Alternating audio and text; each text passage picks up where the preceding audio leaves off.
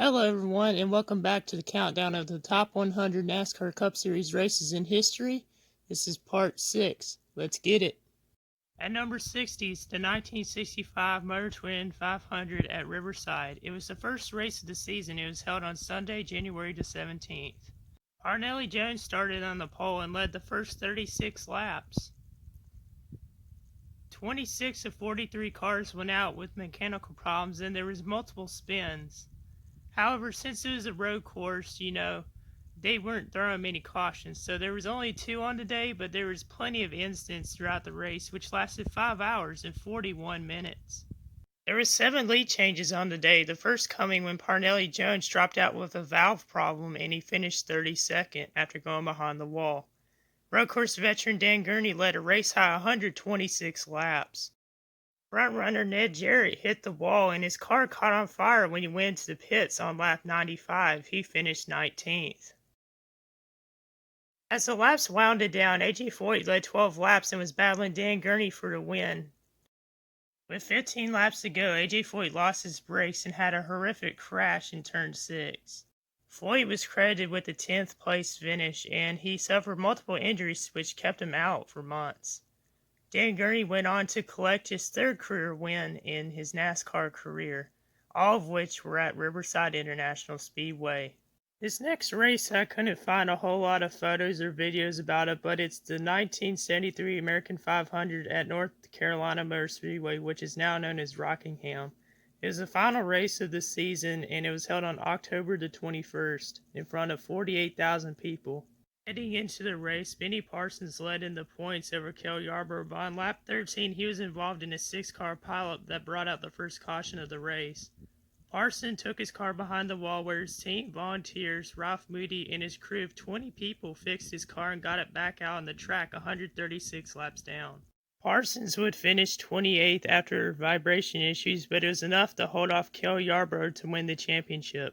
Coming in at number 58, we got the 2014 Bank of America 400, which was raced 31 of 36 on the season, and it was the 5th of the chase. Front runner and chase contender Dale Earnhardt Jr. broke his shifter with just under 200 to go, and his team was able to fix it. He was able to finish 20th, but he was tied for 11th in the standings heading into the next race.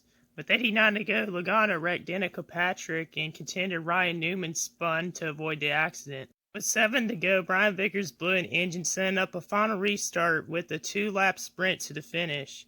The crazy restart saw chase contenders Denny Hamlin and Brad Keselowski bump multiple times. Kevin Harvick held off Jeff Gordon by 0.571 seconds to take home his 3rd win of the season. Harvick would later go on to win the championship that year.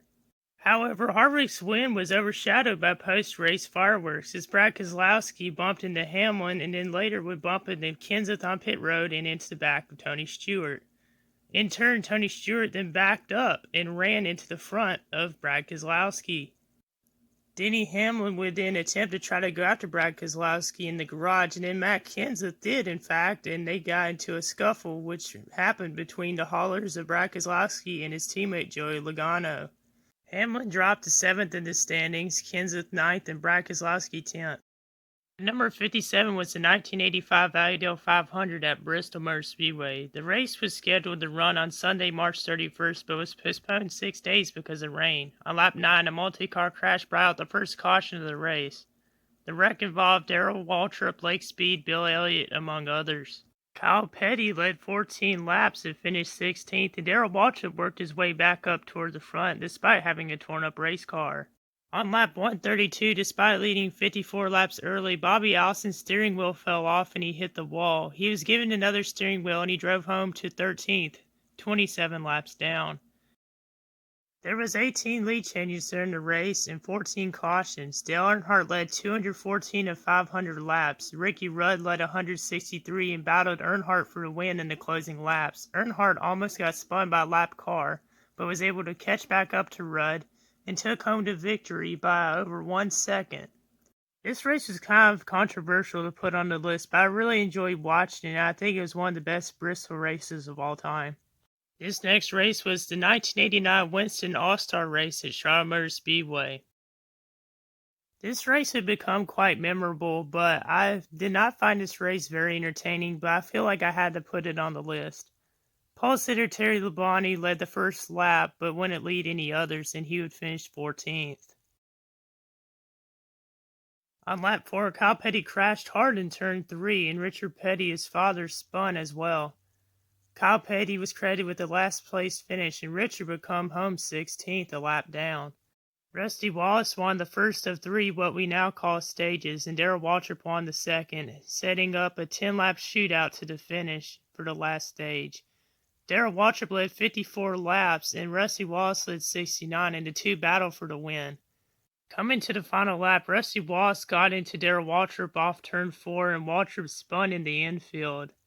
NASCAR decided to restart the race with 2 laps to go, and Rusty Wallace hit off Ken Strader to win the prize money of $204,000.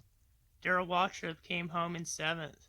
The finish was quite controversial. As Rusty Wallace was heading to victory lane, the crews between Wallace and Darrell Waltrip scuffled in the garage area and turned out into a brawl.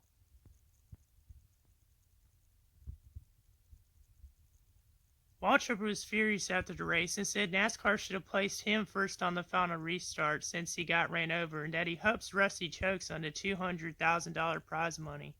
At number 55, we got the 2012 Good Sam's Roadside Assistance 500 at Talladega Superspeedway, held on October the 7th. It was race 4 of 10 in the chase for the Sprint Cup.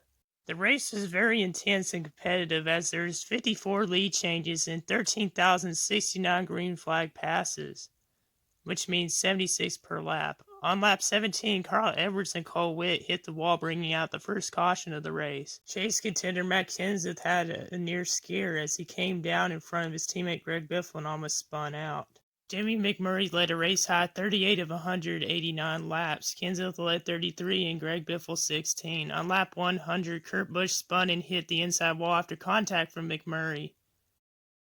Busch was credited with a 39th place finish after he was parked by NASCAR for doing this. It's very interesting that they all were...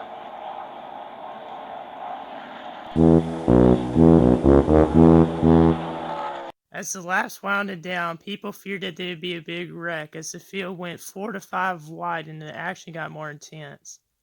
With a few laps to go, Jamie McMurray was spun out by Kevin Harvick, setting up a green-white checkered finish. Tony Stewart took the lead on the restart as the field grew to 4 and 5 wide behind him. On the backstretch, Tony Stewart tried to make a move to block Michael Waltrip, but it ended up very badly, resulting in a 25-car crash. Matt Kenseth snuck by the wreck and took home the victory. Jeff Gordon came home second, Kyle Busch third, David Reagan fourth, and Reagan Smith fifth.